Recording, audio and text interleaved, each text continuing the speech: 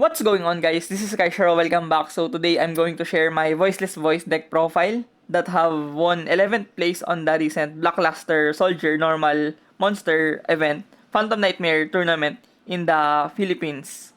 So the tournament was held last Saturday, just recently, the Saturday of the earlier week, and I placed 11 out of 110 players, if I'm not mistaken. It had 100 plus participants because it is a huge event and the prizes are really something else. The Blackluster Normal Monster are a very sought for card in the OCG region, and yeah, this is the improved version of my recent budget Voiceless voice tapping deck profile that you can see on my YouTube channel as well, that have won first place on Kaido Willis local tournament, Neo League tournament, that has a 5-0 record. But on this tournament, I had 5-2 record and placed on a very high note, considering that this list was budget as well. This list doesn't have Diviner and also doesn't play the Nadir package and the Dogmatica package because I don't have Garura as well and other stuff on the extra deck like Winda and Apkalon. So this is just pure raw version of Voiceless voice that you can see here. So without further ado, let's start. So I only had 40 card main deck. I wouldn't want to run more than that because I'm going to suffer. I'm assuming that I'm going to suffer on consistency issues. So at first we have 2 Skull Guardian. I really thought of playing 3 before, but I do think that I want to trim this on 2 copies only because drawing 2 copies of Skull Guardian might be really difficult spot for me. And the next we have two Sauravis. Tip for that, I always side out the second copy of Sauravis when going second. And I really find one copy of Sauravis when going second really okay-ish on most occasions. But on the longer games, of course, I would want to find or have the second copy of Sauravis. But yeah, I think 2 is fine here. And you wouldn't want to run one copy of Sauravis. And next we have 3 Novox. Self-explanatory. The best card on the deck. In Novox we trust. As the saying says on Voiceless Voice players. So yeah, 3 Novox. Next we have 3 Safira. Very insane card. This is a very powerful card on the deck and I'm not really too sure on how long Safira will survive the upcoming and following ban lists that are going to happen in the OCG. And next we have 1 Sage Lee. Only one, you only need 1 copy of Sage Lee. And the next we have 3 Ash Blossom. Before I was thinking of playing 2 Ash Blossom and playing DD Crow on the main deck or Ghost Bell. Something other hand traps that can be very valuable on Fire King matchups and other matchups like Fluandris and other relevant decks like Ritual Beast here in the OCG. So I played 3 Ash Blossom just for the fact that I can Ash the Fire Island against Fire King. And I don't think Ash is really strong on the format right now because I always side out the Ash Blossoms when going second, to be honest, and rather going first, to be honest, because I have a lot of good going first cards on my side deck that I'm going to slot in on my main deck to empower my going first prowess on this deck. So I always take out Ash Blossom whenever I had the chance or space to do so. So yeah, I think you can cut Dash Blossom on 2 copies with this Voiceless voice. And the next we have 3 Maxi, of course. You wouldn't want to run less copies of Maxi because this is OCG, of course. You're going to abuse the living hell out of Maxi every time and everywhere. Next we have 3 Veiler.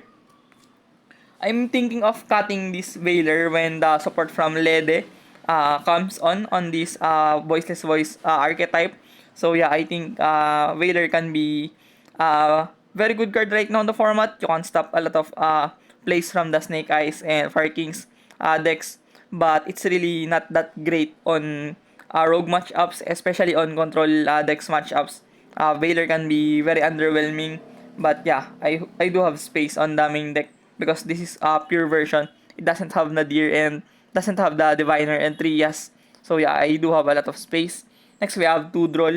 This is really powerful on the main deck before I was playing Droll on the side deck, because I do think that Droll can be very subpar on most matchups that really not answering the combo decks on the format. But yeah, I do find Droll very useful on a lot of scenarios and occasions. That's why I'm really thankful that I have bought in two copies of Droll on the main deck. Next, we have Nibiru, the Primal Being, two copies. This is a card that really didn't came up a lot on the tournament. I haven't thought of a scenario where I have used Nibiru.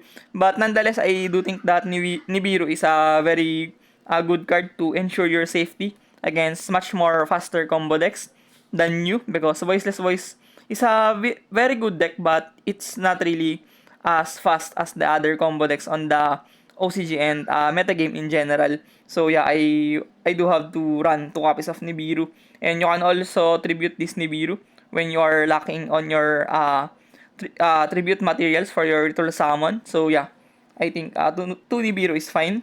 Next we have Barrier, three copies, of course. Next we have the Prayer, two copies. Next we have Pre-Prep. Before I was thinking of playing two pre-prep only, but I'm a pure raw version of Voiceless Voice player on this tournament, so I figured that I might as well run 3 copies of pre-prep to improve my consistency, because yeah, I do think that this build is really good because you do have a lot of utility space on the deck, but you also suffer from consistency issues from time to time. So yeah, you wouldn't want to cut this at 2 copies. But when you are going second, it's fine to cut 1 copy of pre-prep. Next, we have the Extravagance. A very strong card for me. It really baits out Ash Blossom on the format, because ashing on Saphira is really terrible for the deck. So, Extravagance can help you ease out that problem, because your opponent wouldn't want you to resolve Extravagance, because draw 2 is very insane and your extra deck are pretty much useless on most scenarios. So yeah. Next we have 1 Prosperity, another consistency card. And next we have 3 Imperms. Before I was not running Imperm on the main deck, to be honest, because I thought that drawing Veiler of Maxi is much more valuable than playing Imperms on the main deck. But yeah, I figured that my going second is not that good, to be honest. So I'm just going to play more hand traps to have more answers on difficult matchups, and a lot of rogue decks as well on the format, like Metabit that plays Border and Runic. So yeah, I figured that Veiler can be very handy on the Philippines local metagame scene, where there's a lot of stun decks and Metabit decks on the metagame. Next we have 1 Authority. Only 1. Before I was playing 2, but yeah, when you draw 2 copies of Authority, it's really bad. I don't want to ever experience that again. So I think playing 2 is good, but are you going to risk the chance of drawing 2 cards of Authority on some occasions? I wouldn't want to risk my hand cards like that. So I cutted the Authority to 1. Next, we have my extra deck. Moving towards my extra deck is just a bunch of pile cards on my extra deck, because I really don't have the money to buy Underworld Goddess, Typhon, those expensive, relevant cards on the extra deck. So this is just a budget options. We have 2 Dynamondo. Next, we have 1 Linkuribo and 1 Anima. These 2 cards are probably the only cards that you only need on Link 1 and also Dynamondo. And of course, SP Little Knight. If I have the money to buy second copy of SP Little Knight, I would want to do it. But yeah, unfortunately, I'm playing Extraviate. I only have 1 SP Little Knight, which hurts me on some occasions. But yeah, I'm really relieved that I patched up things on my that tournament, and it went pretty smoothly. And next we have 1 Nightmare Unicorn. And next we have Phoenix. So this can be used on outing problematic floodgates on the format, like Summon Limit, rather Anti-Spell Fragrance, and other floodgating cards on the back row disposal of your opponent. Next we have 1 Celine. Didn't really came up anything on the tournament, but yeah, it's just here to link climb into access code. The next we have one Sebek Sorcerer just to empower your OTK potential on this deck and dealing damage as well. And you can also gain LP from this card, so it can really come up when the match is really in a very close uh, encounter. So I think that this card can be very useful on certain occasions. That's why I have take in this card on my extra deck. Next we have BLS Link Monster Link 3. Very insane card on dealing blows to the boards of your opponent. And I really think that this is an essential card towards my extra deck. Next, we have one Herald of Arclight. I think that I can hard summon this card off from one Novox and Ash Blossom. That's why I have included this card. But nonetheless, it is just a discard. A rather dump fodder from the Maximus if my opponent plays Branded or something Mechanico decks like the Trans Dogmatica package. This is just a dump target for Maximus. Next, we have Barone. This is really funny because I have one instance where I have Ash Blossom and level 7 on my field, and I made Barone just to have an extra body and extra negation on the field.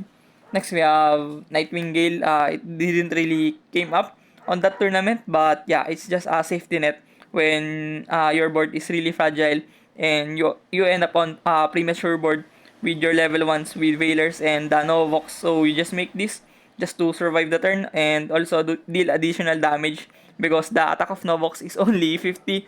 So yeah. Next we have Red Eyes rank 7. This is just for time measurements, countermeasures, and yeah, it's just rank 7 to burn LP of your opponent. Now moving on towards my side deck. We have two Lancea. Of course, I would want to run Lancea because there's a lot of Luandris and Ritual Beast players in the Philippines metagame. So I figured that it's really bad if I don't run Lancea. Because before, I was not even considering playing Lancea, but I really feared that there's a lot of Luandris and Ritual Beast players that are very good on the deck.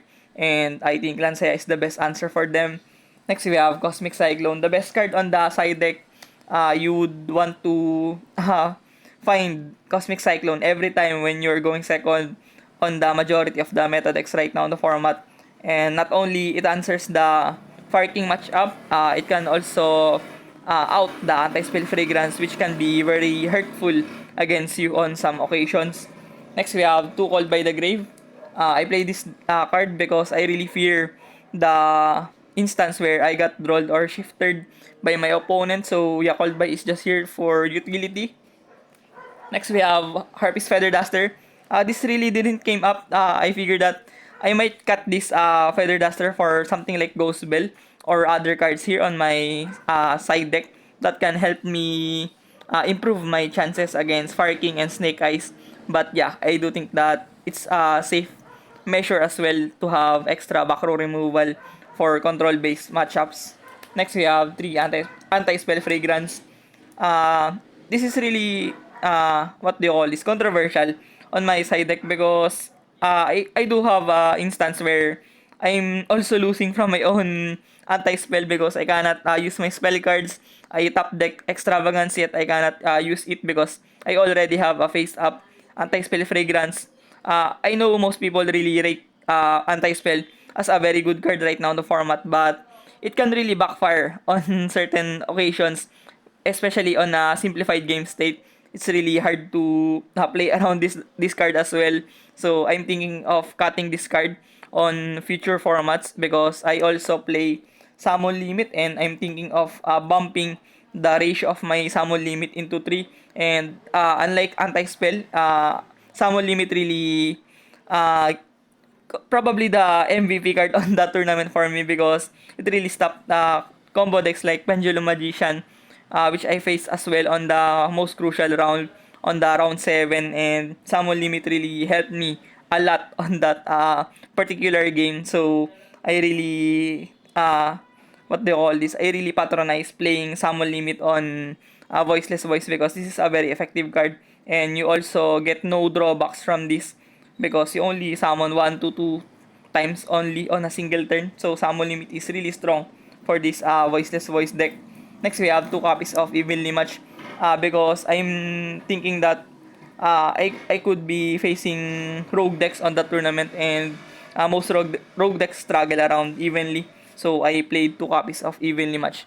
So that's all, guys. Thank you for watching this video.